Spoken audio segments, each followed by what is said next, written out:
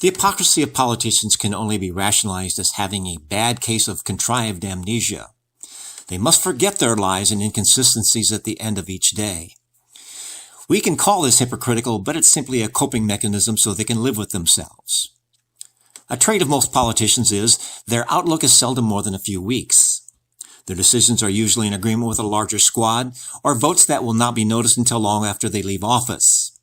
They side with their party as there is honor even among thieves. Their colleagues across the aisle will be called racist or vindictive if they are singled out for mistakes resulting in consequences of which they were warned. Their job description is do whatever is necessary to get through the day by giving away your tax dollars in order to raise funds for re-election. Every vote gives your money to someone who will either vote for them or deliver votes to them. Their only topic of conversation after work is strategizing how to do it again the next day. The bureaucracies only have one objective: survive.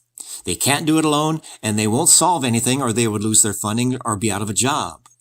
They must always find more victims, address only the symptoms to increase their importance, and give their bureaucracy perpetual life.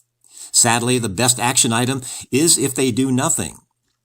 The never-ending rat race resulting in the dysfunctionality we see in government and the conceit and condescension is almost miraculous, with Reagan describing it as government programs are the nearest thing to eternal life we'll ever see on earth. The ultimate display of condescension and incompetence and excuse-making is when these politicians and bureaucrats complain society did not act in a rational way to their regulations, causing their programs to fail. They are too stupid to realize that society was reacting to their dysfunctional programs designed by lawyers and politicians who never worked in the private sector. They are trying to stay in front of the parade. With the medical advice regarding the pandemic, a classic case of moving the goalpost and recharacterizing their decisions so they can make themselves look like leaders. This too shall pass, and it will soon be behind us. We must all remain vigilant and careful. We must constantly filter their advice so that we do not compromise our core values of truth, fairness, sustainability, and integrity in the process of living our lives. It is foolish to listen to advice that is wrong much of the time.